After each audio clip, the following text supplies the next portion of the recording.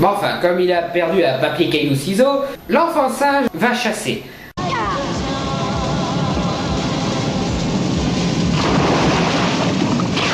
Oh, voilà mon déjeuner qui arrive. Est-ce que le croco vient de parler?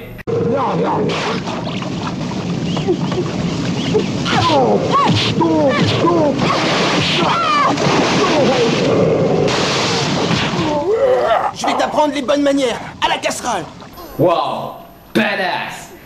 Il met KO un croco avec ses poings, il lui fout le bâton dans la bouche et hop dans la casserole.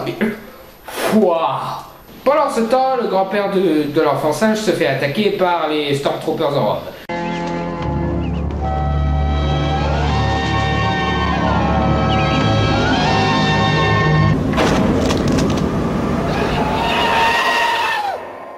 Pendant ce temps, l'enfant singe tombe sur Bulma. Je m'appelle Sitoé. Sitoé? Ah, pardon, j'avais oublié que c'était pas une adaptation de Dragon Ball. Hein, quoi? Bon. Bon, ça te dérange si je t'appelle Bulma? Oh non. Tant mieux. En tout cas, vous êtes très différente de moi. Bien sûr que nous sommes différents. Toi, tu es un garçon et moi, je suis une fille. Ah, vous êtes une fille? Ne me dis pas que tu n'as jamais vu de fille de ta vie. Non, jamais. Ça me revient. Il m'a dit que la poitrine des filles était plus grosse que celle des garçons. C'est bizarre. Pourquoi vous et pas nous? Hein? Faites-moi voir votre poitrine. Ne me touche pas. Je suis sûr que c'est mignon quand le personnage est un enfant de 5 ans, mais là, avec ses yeux, ce n'est pas mignon. C'est effrayant. J'ai vu passer un engin bizarre tout à l'heure, avec des individus affreux et agressifs. Ils allaient par là, à l'est. Je vois pas où est le problème. Tu ne vois pas où est le problème? Ton grand-père est resté seul, et ces gens cherchent le trésor, ils risquent de le tuer. Ils pourraient tuer grand-père. Ils ne vont pas se gêner. Fallait conduire directement à la maison. Attends, Luc. C'est trop dangereux. Donc ouais, comme ils ont l'intention de copier cette séquence de Star Wars en entier, il arrive trop tard et voit sa maison détruite. Sauf que là, l'enfant singe est énervé et... Hé, l'enfant sage, attends-moi. Waouh, jamais je n'aurais cru voir ça un jour.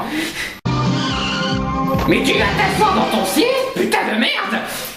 Donc l'enfant singe et Bulma voyagent un petit peu, quand soudain il tombe sur une pauvre petite fille qui se fait attaquer par...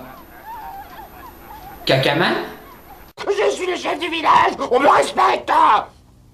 À chaque repas, j'avale 3 vaches, 2 chèvres et 3 chevaux. Faites bien attention. Allez-vous-en. Si je vous attrape, je pourrais bien vous manger tous les deux. Donc après que Goku ait menacé Kakaman de le taper, que Kakaman ait promis d'être son esclave et qu'il essaye de le rouler, et que Goku le menace et que le Kakaman promis d'être son esclave et le repiège, et que Goku le menace et vous allez arrêter de vous répéter, oui! On découvre que c'est un mec qui a la capacité de se transformer et qui a choisi la forme d'un Kakaman. Attends. Le mec, il voulait poursuivre la fée pour se faire une femme, ça d'accord.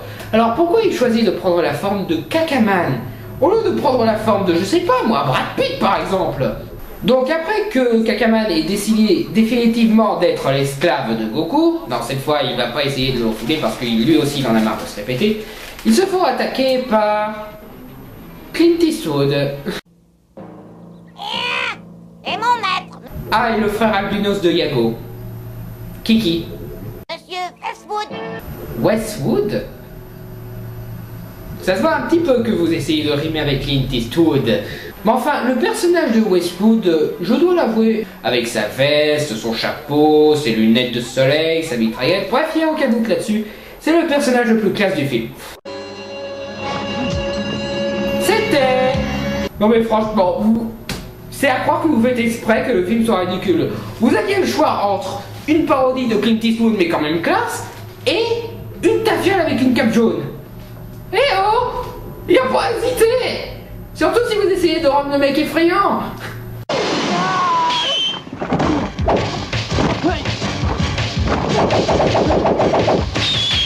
Bon, même si je dois avouer que la logique de cette scène est complètement débile, qu'il n'y a aucune logique physique là-dedans, je dois avouer que c'est vif, c'est bien mené, il y a de l'action et tout. Bref, c'est peut-être un petit peu mal foutu, mais au moins, c'est vif, c'est une bonne scène d'action. C'est pas comme certaines scènes d'action qui sont logiques, mais qui sont chiantes. Enfin, cette scène d'action aurait été parfaite s'ils avaient continué le combat en se tapant dessus, pas en faisant ça.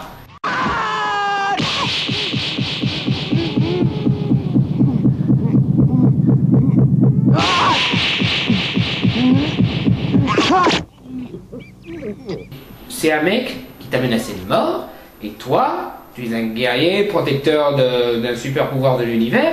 Donc là, c'est un petit peu ridicule la manière dont vous le menez. On dirait des enfants qui se disputent à la maternelle. Mais il s'avère que Westwood a une seule faiblesse. Il a la trouille des filles. Non, je sais bien que c'est censé être de la timidité, mais là c'est tellement exagéré que je pense réellement qu'il a la phobie des filles. Je sais pas pourquoi, peut-être qu'une fille a tué toute sa famille, qu'il a torturé à mort, ou je ne sais quoi, ou peut-être qu'il a été marié, si ça se trouve, mais... Idiot! Pourquoi t'as fait ça, hein?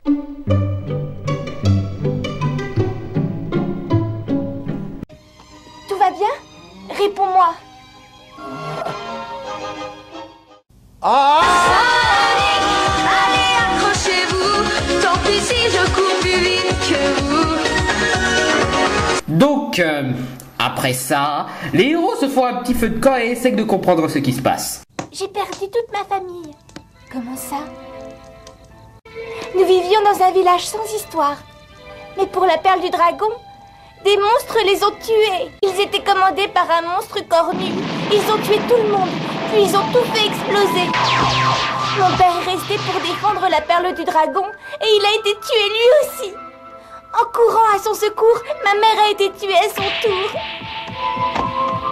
Le monstre a pris notre perle du dragon alors qu'il en possédait déjà une. Depuis ce jour, je suis seule et je n'ai nulle part où aller. Sidoé, je suis sûr que ce sont les mêmes qui ont volé ma perle. Bien sûr.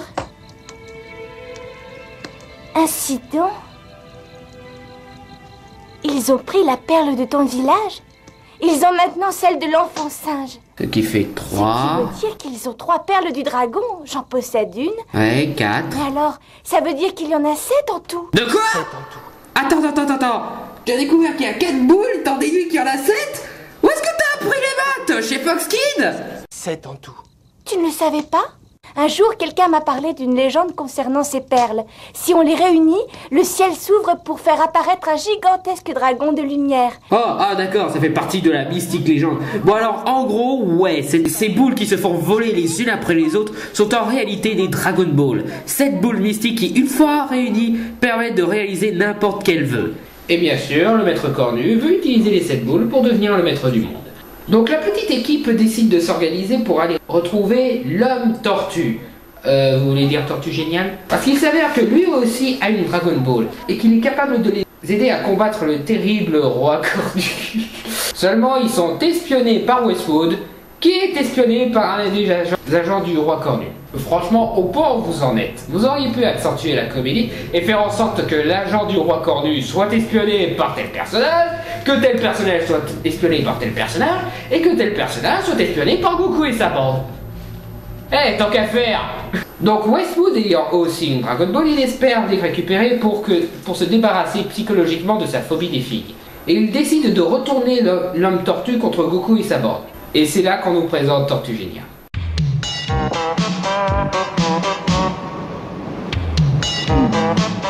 Qui me le fasse?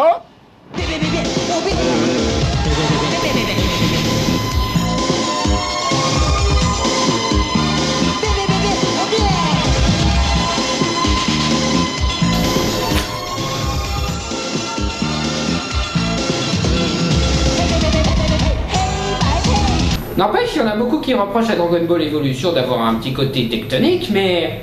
Papillon de lumière sous les projecteurs.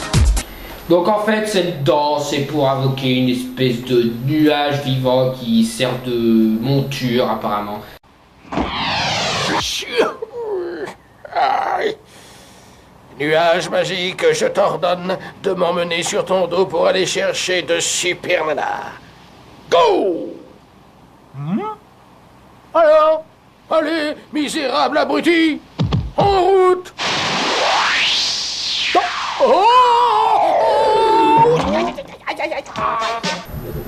Et oh, vous n'avez pas la notion de transition? Parce que là, vous montrez un coup Westwood qui veut trouver l'homme tortue, et ensuite, vous nous montrez l'homme tortue dans une scène qui n'a complètement rien à voir avec le reste du film. Je m'excuse, mais la transition voudrait que vous passiez directement au moment où Westwood débarque. Ah, bah quand même. Et encore une scène d'action un petit peu ridicule, mais quand même vif. Je vais te corriger. Je ne suis pas un voleur. Je cherche quelqu'un, l'homme tortue. C'est moi. Quelqu'un m'a dit qu'au kung-fu, tu étais le meilleur. Il te lance un défi. S'il parvient à te battre, il sera très fier. Ton ami me provoque en duel. Qui est-ce? Dis-moi qui c'est. Il sera bientôt là. Mais qu'il vienne donc. Je suis diabolique manipulateur. Et justement, c'est là que Goku et sa bande débarquent. Seulement, apparemment, Tortue Génia a oublié cette histoire de défi quand il a vu Bulma. Tu es si belle.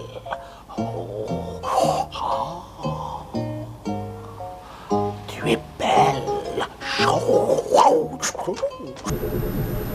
Encore une fois, c'est peut-être marrant sur le manga, mais là, ça l'est pas, mais pas du tout. Ça fait peur. Regarde-le. C'est un vieil obsédé. Dit-il après s'être transformé en Kakaman pour pouvoir s'épouser une fille. De 14 ans d'ailleurs. Donc très vite, Westwood dévoile son jeu et se met à attaquer Goku. Encore? Mais vous vous êtes affrontés il y a à peine 10 minutes! Arrêtez le combat! Voilà, vous allez vous calmer un peu. Nous savons déjà qu'il y a ici quelqu'un qui vous ment, hein? Mais ne t'inquiète pas, j'ai trouvé un très bon moyen de démasquer le coupable. Cumulofos! Oh.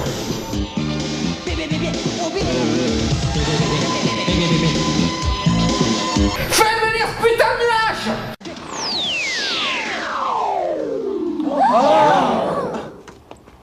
Qu'est-ce que c'est que ça?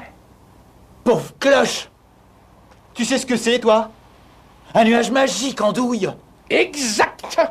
C'est mon propre nuage. Je l'ai capturé il y a longtemps. J'ai utilisé mes pouvoirs pour en faire ma voiture privée. Mais ce petit nuage est très capricieux. Il refuse d'emmener les menteurs. Il faut être pur et innocent pour avoir le droit de monter sur son dos.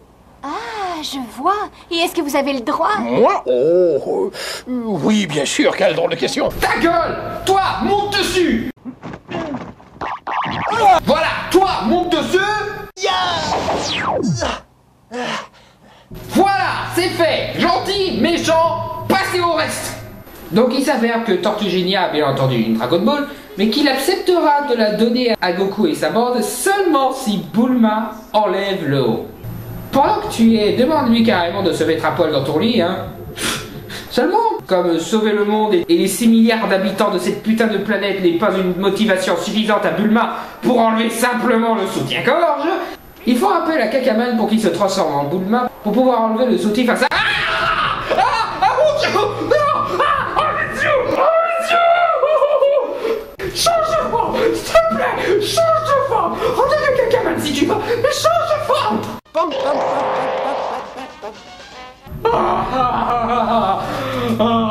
Donc maintenant, Kakaman n'a plus qu'à séduire le vieux pervers de Tortue Géniale et... Oh non! Oh, mais arrêtez, non! C'est là, je rajeunis.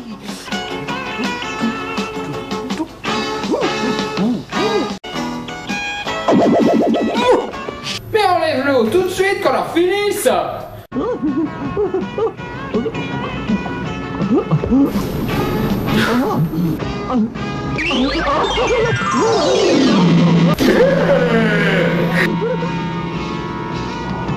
Donc, et je ne plaisante pas, après 20 minutes de scène ridicule avec ce Tortue Génia, les aliens arrivent! Oh merci libérateur alien, merci! Merci de faire avancer l'histoire!